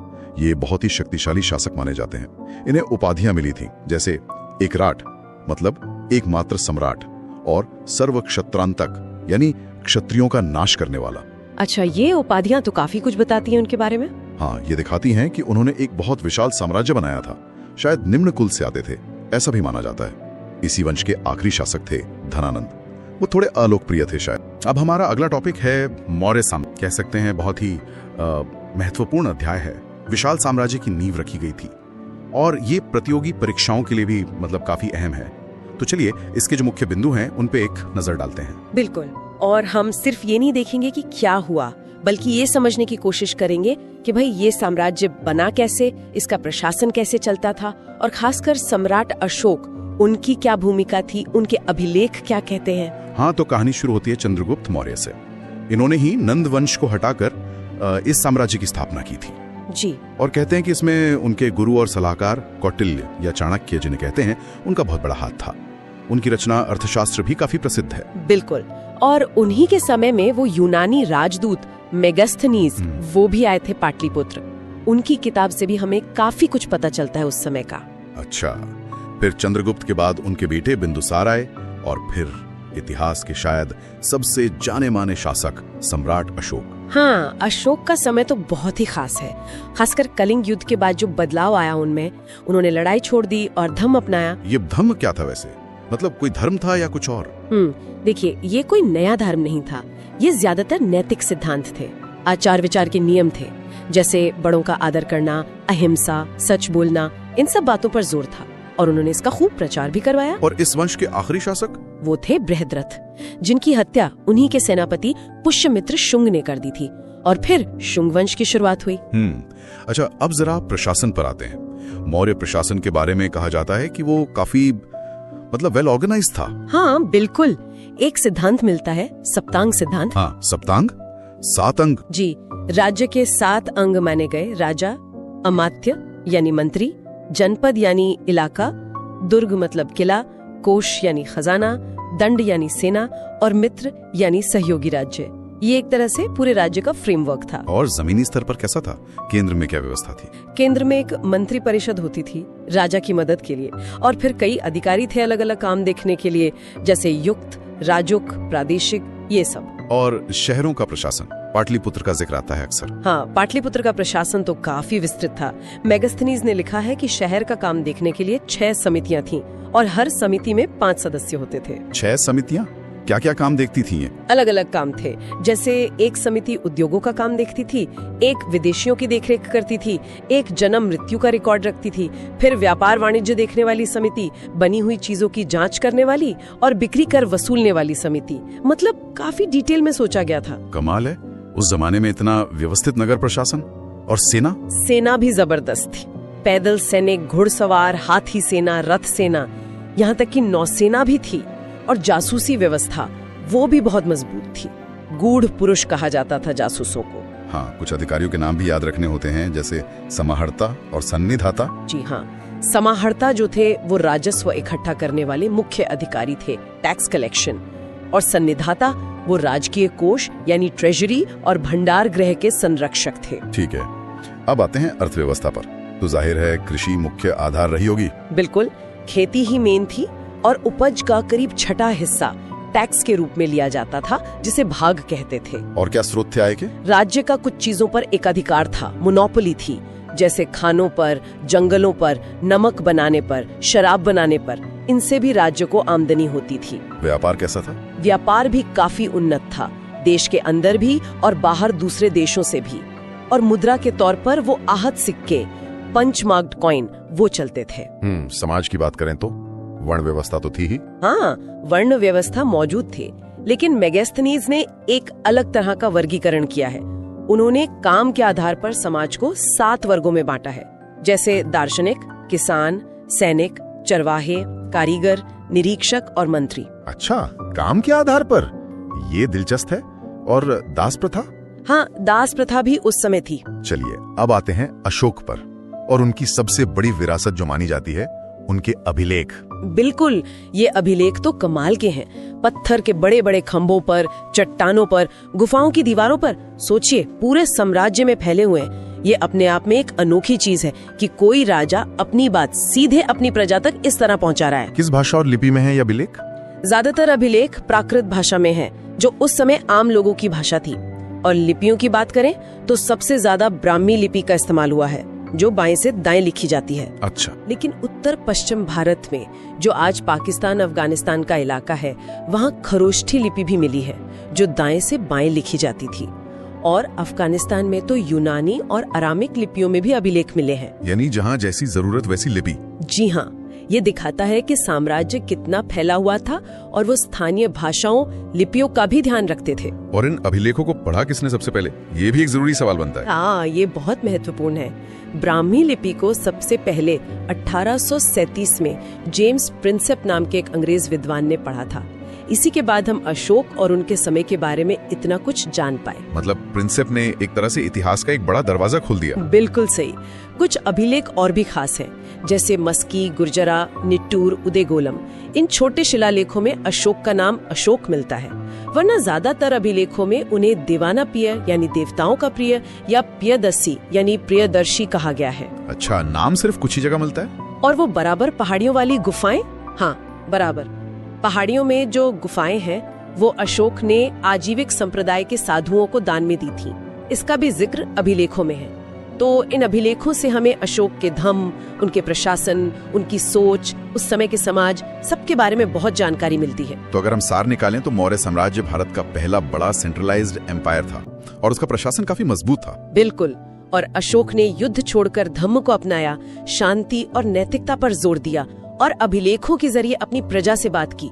ये उस जमाने के हिसाब से बहुत ही आगे की सोच थी, बहुत अनोखी बात थी। हाँ, इसका असर तो भारतीय इतिहास पर बहुत गहरा रहा है। निश्चित रूप से उनकी प्रशासनिक और नैतिक विरासत का प्रभाव आज भी हम कहीं न कहीं देख सकते हैं। ये सोचने वाली बात है कि मौर्य काल की जो प्रशासनिक व्यवस्था थी, खासकर नगर प्रबंधन या उनका टैक्स सिस्टम, उसमें से क्या आज भी हमारे लिए कुछ सीखने लायक हो सकता है? क्या कुछ प्रासंगिक है आज भी? उम्मीद है मौर्य साम्राज्य पर ये चर्चा आपकी रिविजन में मददगार रही होगी। जी, अब मेरा अगला टॉपिक है मौर्योत्तर काल, मौर्य साम्राज्य के पतन के बाद का वो समय। हमारे पास जो जानकारी है उसमें दिखता है कि ये एक ऐसा दौर था जब भारत में कोई एक केंद्रीय शक्ति नहीं थी। तो चलिए इस बिखरे हुए लेकिन हाँ बेहद अहम दौर की मुख्य बातों को समझने की कोशिश करते हैं। बिल्कुल, ये समझना जरूरी है क्योंकि इसी दौर में शुंग, कण्व, सातवाहन जैसे जो भारतीय राजवंश थे वो अपनी पहचान बना रहे थे। तो वहीं शक, कुषाण, पार्थियन और हिंद यवन जैसे बाहरी शासक भी भारतीय उपमहाद्वीप पर अपना गहरा असर छोड़ रहे थे। हम इन सभी के सबसे महत्वपूर्ण पहलुओं पर गौर करेंगे। ठीक है, तो मौर्यों के ठीक बाद आते हैं शुंग वंश, 185 बीसी से 73 बीसी तक। इनके संस्थापक थे पुष्यमित्र शुंग। मौर्यों के सेनापति थे ये। हाँ। राजधानी पाटलिपुत्र और मध्य प्रदेश में विदिशा थी। हाँ, पुष्यमित्र शुंग वैदिक धर्म के अनुयायी थे, लेकिन एक दिलचस्प बात यह है कि उन्होंने बौद्ध कला को भी संरक्षण दिया। अच्छा। जैसे भरहुत स्तूप के पुनर्निर्माण से पता चलता है। और उनके बेटे अग्निमित्र तो कालिदास के प्रसिद्ध नाटक मालविका अग्निमित्रम के नायक भी हैं। हाँ, ये तो सुना है। शुंगों का अंत फिर कण्व वंश के वासुदेव ने किया। अच्छा, तो शुंगों के बाद कण्व वंश आया 73 बीसी से 28 बीसी तक। संस्थापक वासुदेव जी। राजधानी पाटलिपुत्र ही रही। इनका शासनकाल तो काफी छोटा रहा। फिर सही कहा। जल्द ही इन्हें दक्कन की एक बड़ी शक्ति सातवाहन वंश के सिमुक ने हरा दिया। हाँ, सातवाहन। हाँ, और यहीं से सातवाहनों का प्रभावशाली दौर मतलब लगभग 60 बीसी से 225 एडी तक वो शुरू होता है। सिमुक संस्थापक थे। हाँ। लेकिन सबसे प्रसिद्ध शासक गौतमीपुत्र सातकर्णी माने जाते हैं। गौतमीपुत्र सातकर्णी, जिन्होंने शकों को हराया था। जी बिल्कुल, शकों को हराया था। सातवाहनों की एक बहुत ही अनोखी बात थी, वो मातृनाम पद्धति वाली, मेट्रोनॉमिक्स जिसे कहते हैं। हाँ, राजा अपने नाम के आगे अपनी माँ का नाम लगाते थे, जैसे गौतमी पुत्र। बिल्कुल, गौतमी का पुत्र। लेकिन ये जानना भी जरूरी है कि राज सिंहासन का उत्तराधिकार पिता से पुत्र को ही मिलता था, मतलब पैट्रिलिनियल ही था। सही कहा, उत्तराधिकार पितृवंशीय ही था और उन्होंने ही ब्राह्मणों और बौद्ध भिक्षुओं को कर मुक्त भूमि दान देने की प्रथा शुरू की। इसका आगे चलकर समाज पर गहरा असर पड़ा। भूमि दान की शुरुआत। हाँ, और उन्होंने सीसे के सिक्के भी जारी किए, लीड कॉइन्स। अच्छा, सीसे के? वो तो काफी अलग है। जी, उस समय के लिए काफी अलग था। हाँ, उनकी वास्तुकला भी अद्भुत है। चट्टानों को काट कर बनाए गए चैत्य और विहार। हाँ, अजंता एलोरा जैसे। जी, अजंता एलोरा और अमरावती, नागार्जुन कोंडा में भी मिलते हैं। इनकी राजभाषा प्राकृत थी। तो ये थे कुछ प्रमुख देसी राजवंश। लेकिन जैसा हमने शुरू में कहा, इसी दौर में मध्य एशिया से भी कई समूह भारत आए। इनमें सबसे पहले थे हिंद यवन, इंडो ग्रीक्स। हाँ, ये बैक्ट्रिया के शासक थे और हिंदू कुश पर्वत पार करके भारत आने वाले पहले बाहरी शासकों में से थे। इन्होंने ही भारत में सबसे पहले सोने के सिक्के जारी किए। सोने के सिक्के सबसे पहले इन्होंने? हाँ, जिन पर राजाओं के चित्र और नाम होते थे। और हेलेनिस्टिक कला मतलब यूनानी शैली की कला, वो भी इन्हीं की देन है, जिसका असर हमें बाद में गांधार कला की मूर्तियों में साफ दिखता है। अच्छा, गांधार कला पर प्रभाव। जी, इनके सबसे प्रसिद्ध शासक मिनांडर या मिलिंद थे। मिलिंद, हाँ, मिलिंद पन्नो। बिल्कुल, जिनका बौद्ध भिक्षु नागसेन के साथ जो संवाद है वो मिलिंद पन्नो ग्रंथ में दर्ज है। हिंद यवनों के बाद शक आए, सिदियंस। सुना है इनकी कई शाखाएं थी भारत में। जी हाँ, 5 शाखाएं थीं, भारत के अलग अलग हिस्सों में फैली। पश्चिमी भारत में इनकी शाखा सबसे शक्तिशाली रही और उसके सबसे प्रसिद्ध शासक थे रुद्रदामन प्रथम। रुद्रदामन, जूनागढ़ अभिलेख वाले। पश्चिमी भारत में इनका शासन 4वीं सदी तक चला, जब गुप्त शासक चंद्रगुप्त द्वितीय ने इन्हें हराया। अच्छा, चंद्रगुप्त द्वितीय ने, पर वो विक्रम संवत वाली बात। हाँ, एक दिलचस्प मान्यता ये भी है कि 57 ईसा पूर्व में उज्जैन के राजा विक्रमादित्य ने शकों को हराकर विक्रम संवत की शुरुआत की थी। अच्छा। शकों के बाद उत्तर पश्चिम में पार्थियन आए, पहलव। हाँ। इनका शासन शकों के बाद उसी इलाके में रहा। गोंडो फर्नीस इनका एक जाना माना शासक है, जिसके समय में कहते हैं कि ईसाई संत थॉमस भारत आए थे। अच्छा। और फिर आए कुषाण, लगभग 1ली से 3री सदी एडी, जिन्हें यूची या तोचारियन भी कहते हैं। ये शायद सबसे प्रभावशाली बाहरी शासकों में से थे। हाँ, निश्चित रूप से। इनकी पहली राजधानी पुरुषपुर यानी आज का पेशावर और दूसरी मथुरा थी। 2 राजधानियां। जी। इनके सबसे महान शासक कनिष्क थे। उन्होंने देवपुत्र मतलब ईश्वर का पुत्र जैसी उपाधि ली थी और उन्होंने ही कश्मीर में 4थी बौद्ध संगीति आयोजित करवाई। हाँ, 4थी बौद्ध संगीति कनिष्क। जी, जहां महायान बौद्ध धर्म को अंतिम रूप दिया गया। और सबसे महत्वपूर्ण बात, उनका विशाल साम्राज्य मध्य एशिया से लेकर मथुरा तक फैला था और रेशम मार्ग सिल्क रूट के एक बड़े हिस्से पर उनका नियंत्रण था। सिल्क रूट पर नियंत्रण, इससे तो व्यापार बहुत बढ़ा होगा। बिल्कुल, भारत का व्यापार और सांस्कृतिक आदान प्रदान खूब बढ़ा। कहते हैं कुषाणों ने सोने के सबसे शुद्ध सिक्के जारी किए थे। जी हाँ, उनके समय में सबसे शुद्ध सोने के सिक्के जारी हुए। और भारतीय समाज और संस्कृति पर भी उनका गहरा प्रभाव पड़ा। क्या क्या चीजें आई? बिल्कुल, जैसे पगड़ी पहनने का चलन, लंबा कोट, पतलून, ये सब कुषाणों के प्रभाव से आए। घुड़सवारी में बेहतर किस्म की लगाम और जीन का प्रयोग भी शुरू हुआ। अच्छा, और उन्होंने शासन के लिए क्षत्रप प्रणाली मतलब प्रांतों में सैन्य गवर्नर नियुक्त करना, उसको अपनाया। और विज्ञान साहित्य में भी। हाँ, विज्ञान के क्षेत्र में आयुर्वेद के महान ज्ञाता चरक और शल्य चिकित्सा के जानकार सुश्रुत ये कनिष्क के समकालीन माने जाते हैं। साहित्य में अश्वघोष, नागार्जुन, वसुमित्र जैसे बड़े बौद्ध विद्वान हुए। और कला, गांधार और मथुरा शैली। जी, कला में गांधार शैली जिस पर यूनानी रोमन प्रभाव था और मथुरा शैली जो पूरी तरह स्वदेशी थी, इन दोनों का विकास इसी समय अपने चरम पर था। तो कुल मिला के देखें तो ये दौर भले ही राजनीतिक रूप से बिखरा हुआ लगता हो, हाँ, लेकिन सांस्कृतिक दृष्टि से ये एक संगम का और नए विकास का समय था। देशी और विदेशी तत्व घुल मिल रहे थे। कला, धर्म, विज्ञान, साहित्य, सब में नई चीजें हो रही थी। एकदम सही। इस दौर का जो राजनीतिक बिखराव था और साथ ही साथ बाहरी दुनिया से जो संपर्क पड़ा, उसने भारतीय सभ्यता को एक नई दिशा दी। और ये समझना जरूरी है कि कैसे इन घटनाओं ने आगे चलकर गुप्त काल और उसके बाद की भारत की नींव रखी। हाँ, और सोचने वाली बात यह भी है कि क्या ये जो राजनीतिक अनेकता थी, इसी ने विभिन्न संस्कृतियों को फलने फूलने और आपस में मिलने का मौका दिया, जिससे वो एक मिलीजुली संस्कृति बनी, जिसे हम आज भारतीय संस्कृति कहते हैं। बाहरी शक्तियों के साथ ये जो गहन आदान प्रदान हुआ, इसने भारतीय पहचान को कितना बदला और कितना समृद्ध किया होगा, ये सोचने वाली बात है। अब मेरा अगला विषय है संगम युग। ये प्राचीन दक्षिण भारत, खासकर जो तमिल प्रदेश का इतिहास है, उसका एक बहुत ही दिलचस्प और जरूरी दौर है। बिल्कुल। इस समय में मुख्य तौर पर हम 3 राज्यों का जिक्र सुनते हैं, चोल, चेर और पांड्य। हाँ, ये 3 सबसे महत्वपूर्ण थे। चलिए शुरुआत पांड्यों से करते हैं। इनका इलाका था दक्षिणी तमिलनाडु, है ना?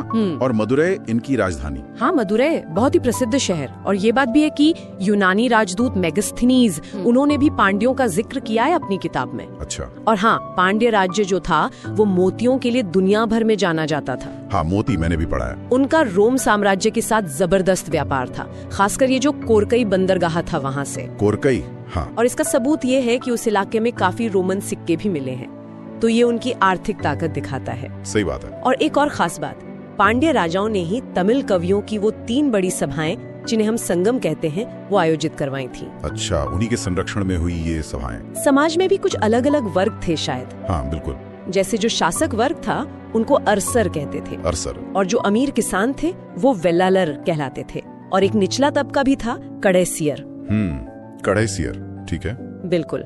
अच्छा, अब पांड्यों के थोड़ा उत्तर पूर्व में चलें तो कावेरी नदी का जो डेल्टा है, बड़ा उपजाऊ इलाका, वहाँ था चोलों का राज। चोल, हाँ। उरैयूर और पुहार, जिसको कावेरी पट्टिनम भी कहते हैं, वो इनकी राजधानियां रहीं। और चोलों का नाम शायद सूती कपड़े के व्यापार से जुड़ा है। हाँ बिल्कुल, सूती कपड़ा इनका मुख्य व्यापार था। अच्छा, इनके राजाओं में करिकाल का नाम बहुत आता है। हाँ, सबसे ताकतवर राजा माने जाते हैं। हाँ, करिकाल।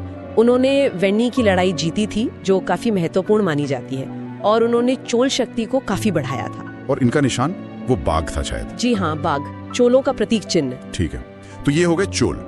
अब चेर राज्य की बात करें, ये आजकल का केरल और तमिलनाडु का कुछ हिस्सा यही था ना? हाँ बिल्कुल, आधुनिक केरल और तमिलनाडु का कुछ हिस्सा मिलाकर। इनकी राजधानी वंची या करुवूर थी। चेरों का भी रोम से अच्छा खासा व्यापार था सुना है। मुजरिस और थोंडी ये इनके बड़े बंदरगाह थे। हाँ, मुजरिस तो बहुत ही फेमस पोर्ट था उस समय का। कहते हैं कि इनके इलाके में रोमन देवता ऑगस्टस का एक मंदिर भी था। सच में?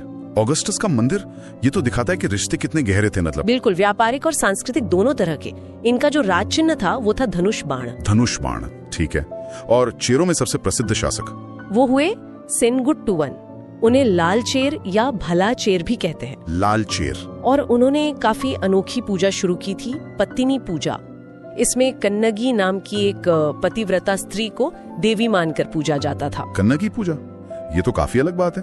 उस समय की सोच पर भी रोशनी डालती है ये। हाँ, ये सतीत्व की देवी के रूप में पूजी जाती थी। वाकई दिलचस्प। अच्छा, अब जरा उस दौर के साहित्य पर आते हैं। संगम साहित्य, ये तो बहुत विशाल है ना? हाँ, बहुत समृद्ध साहित्य है। इसको मोटे तौर पर हम दो हिस्सों में देख सकते हैं। कैसे? एक है कथात्मक या वर्णनात्मक साहित्य, जिसे मेल कन्नुकु कहते हैं। इसमें 18 प्रमुख रचनाएं हैं, थोड़ी लंबी कविताएं टाइप की। मेल कन्नुकु, ठीक है। और दूसरा है उपदेशात्मक साहित्य यानी किलकन्नुकु। इसमें भी 18 रचनाएं हैं, पर ये छोटी हैं, नीति वाली कविताएं हैं। अच्छा, छोटी नीति वाली। इसमें वो अहम और पुरम वाला कॉन्सेप्ट भी आता है ना? बिल्कुल। ये संगम साहित्य के दो मुख्य विषय थे। अहम मतलब अंदरूनी बातें, जैसे प्यार, निजी भावनाएं, प्रेम वगैरह। हाँ, और पुरम मतलब बाहरी दुनिया की बातें, जैसे युद्ध, वीरता, राजाओं की प्रशंसा, सार्वजनिक जीवन। हाँ, और पुरम, समझ गया। इसी साहित्य में हमें एत्तु तो गई मतलब 8 संकलन और पत्तु पाट्टू यानी 10 गीत जैसे महत्वपूर्ण संग्रह मिलते हैं। एत्तु तो गई और पत्तु पाट्टू। और हाँ, एक बहुत ही महत्वपूर्ण ग्रंथ है तोल काप्यम। ये दूसरा जो संगम हुआ था उसका माना जाता है, और ये एक तमिल व्याकरण का ग्रंथ है। व्याकरण ग्रंथ तोल काप्यम जी। और इसके अलावा शिलप्पाधिकारम और मणिमेकलई जैसे प्रसिद्ध महाकाव्य भी इसी दौर की देन है। वाह, काफी कुछ लिखा गया है। मतलब एक और चीज जो ध्यान में आती है वो है तिरई की अवधारणा। वो क्या थी? हाँ, ये बहुत खास है संगम युग की। तमिल प्रदेश को उन्होंने 5 अलग अलग भौगोलिक क्षेत्रों में बांटा था। 5 क्षेत्र? कौन कौन से? पहाड़ी इलाका था कुरिंजी, जंगल वाला मुल्लय, खेती वाली जमीन मरुतम, समुद्र तट नेतल और सूखा रेगिस्तानी जैसा इलाका पालय। कुरिंजी, मुल्लय, मरुथम, नेतल, पालय।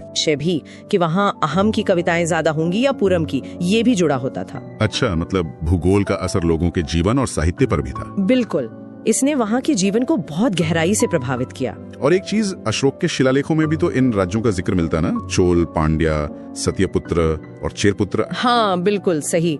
अशोक के अभिलेखों में इन दक्षिणी राज्यों का उल्लेख है, जो दिखाता है कि ये उस समय कितने महत्वपूर्ण थे। ब्राह्मणों का भी उल्लेख मिलता है। तो अगर हम सार देखें तो संगम युग में दक्षिण भारत में एक काफी व्यवस्थित राजनीतिक ढांचा था, जिसमें ये 3 बड़े राज्य थे, चोल, चेर, पांड्य। व्यापार खासकर रोम के साथ बहुत उन्नत था, जिसने अर्थव्यवस्था को मजबूती दी। हाँ, वो रोमन सिक्कों वाली बात। जी, और सबसे बढ़कर इस युग ने हमें एक शानदार तमिल साहित्य दिया। ये संगम साहित्य उस समय के समाज, संस्कृति और लोगों की सोच को समझने का एक अनमोल खजाना है। बिल्कुल। तो श्रोताओं के लिए एक सवाल छोड़ जाते हैं सोचने को। संगम साहित्य की ये जो थीम है, अहम और पुरम या फिर वो कन्नगी पूजा जैसी अनोखी परंपराएं, ये उस दौर की जो उत्तर भारतीय संस्कृति थी उससे कितनी अलग लगती हैं, और ये फर्क दक्षिण भारत की अपनी एक विशिष्ट पहचान को कैसे दिखाते हैं, इस पर जरूर सोचिएगा। हाँ, ये एक अच्छा सवाल। अब मेरा अगला विषय है गुप्त काल। ये लगभग 310 ईस्वी से 540 ईस्वी तक का समय है।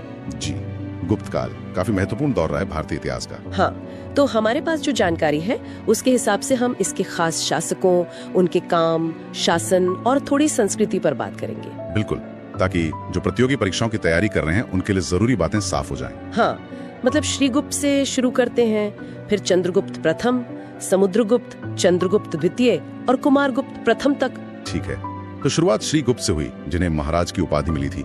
वो संस्थापक थे। संस्थापक, लेकिन असली संस्थापक तो शायद चंद्रगुप्त प्रथम को मानते हैं, है ना? हाँ, ज्यादातर यही माना जाता है। उनकी उपाधि भी देखिए महाराजा धीराज थी। अच्छा, तो ये उपाधि बड़ी थी श्रीगुप्त से। जी, और इन्होंने ही 319 ईस्वी में गुप्त संवत की शुरुआत की, ऐसा माना जाता है। और वो लिच्छवी राजकुमारी कुमार देवी से विवाह, वो भी तो खास था। हाँ बिल्कुल, वो सिर्फ शादी नहीं थी, एक तरह का राजनीतिक गठबंधन था।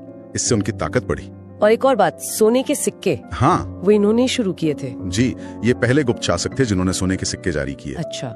इनके बाद फिर समुद्रगुप्त आए 335 ईस्वी के आसपास। हाँ, समुद्रगुप्त, इनकी उपाधियां भी दिलचस्प है। कविराज, लिच्छवी दोहित्र। कविराज मतलब कविता भी करते थे। हाँ, कला प्रेमी भी थे। और लिच्छवी दोहित्र क्योंकि उनकी माँ कुमार देवी लिच्छवी राजकुमारी थी। ओह सही। और इनकी जानकारी का मुख्य स्रोत वो प्रयाग प्रशस्ति है, इलाहाबाद वाला स्तंभ लेख। बिल्कुल, उसी से उनकी विजयों का पता चलता है। जबरदस्त सेनापति थे वो। हाँ, मैंने पढ़ा है। उत्तर भारत मतलब आर्यावर्त के 9 राजा और दक्षिणापथ यानी दक्षिण भारत के 12 राजाओं को हराया। और वो जंगली इलाके 8वें राज्य भी। जी, उन्हें भी जीता। उनकी सैन्य पहुंच काफी वसी थी और उन्होंने कई तरह के सिक्के भी चलाए थे। कमाल है। अच्छा, फिर आते हैं चंद्रगुप्त द्वितीय 380 ईस्वी से। इनका नाम तो बहुत सुना है, विक्रमादित्य। हाँ, विक्रमादित्य, ये बहुत प्रसिद्ध उपाधि है इनकी। और भी उपाधियां थी, देवगुप्त, देवराज, देवश्री और शकारी। शकारी मतलब शकों को हराने वाले। जी हाँ। शकों का उन्मूलन इनकी एक बड़ी सैन्य उपलब्धि मानी जाती है। और इन्होंने भी विवाह संबंधों का इस्तेमाल किया था, है ना? बिल्कुल। नागराज कुमारी कुबेर नागा से खुद विवाह किया और अपनी बेटी प्रभावती गुप्त का विवाह वाकाटक नरेश रुद्रसेन द्वितीय से किया। दक्षिण में प्रभाव मजबूत हुआ इससे। बड़ी स्ट्रेटेजिक सोच थी। हाँ। और सबसे मशहूर बात, इनके दरबार में 9 रत्न थे। अरे वाह जी, 9 रत्न, जिनमें कालिदास, धन्वंतरी, वराह मिहिर, अमर सिंह जैसे दिग्गज शामिल थे। एक से बढ़कर एक विद्वान। क्या माहौल रहा होगा। अच्छा, इन्होंने चांदी के सिक्के भी शुरू किए, वो पहले नहीं थे? नहीं, पहले नहीं थे। चांदी के सिक्के चलाने वाले ये पहले गुप्त शासक थे। और वो चीनी यात्री फाहियान? फाहियान भी इन्हीं के समय भारत आया था। उसके विवरण से उस समय के समाज और जीवन के बारे में काफी कुछ पता चलता है। और उज्जैन को दूसरी राजधानी भी इन्होंने ही बनाया। जी, उज्जैन उस समय एक बड़ा व्यापारिक और सांस्कृतिक केंद्र बन गया था। इनके बाद आए कुमारगुप्त प्रथम, लगभग 415 ईस्वी में। हाँ, कुमारगुप्त प्रथम। इनका सबसे महत्वपूर्ण काम शायद नालंदा विश्वविद्यालय की स्थापना है। नालंदा, बिल्कुल। शिक्षा का इतना बड़ा केंद्र, ये तो बहुत बड़ी देन है। निश्चित रूप से। ये खुद कार्तिकेय के उपासक थे। और इसी दौर में कालिदास के अलावा वात्स्यायन, विष्णु शर्मा जैसे लेखक भी हुए। जी हाँ, इसी काल से संबंधित माने जाते हैं। गुप्त काल साहित्य और कला के लिए भी स्वर्ण युग जैसा था। इतने बड़े साम्राज्य का प्रशासन कैसे चलता था? कोई खास व्यवस्था थी? हाँ, व्यवस्था काफी संगठित थी। पूरा साम्राज्य प्रांतों में बटा था, जिन्हें भुक्ति कहते थे। भुक्ति? अच्छा। और भुक्ति आगे जिलों यानी विषय में बटे होते थे। और सबसे छोटी इकाई थी ग्राम यानी गांव। और इनके अधिकारी? भुक्ति का प्रमुख उपरिक कहलाता था और विषय का प्रमुख विषयपति। और जैसे न्याय या सेना के लिए कौन थे? उनके लिए महादंड नायक जैसे पद थे।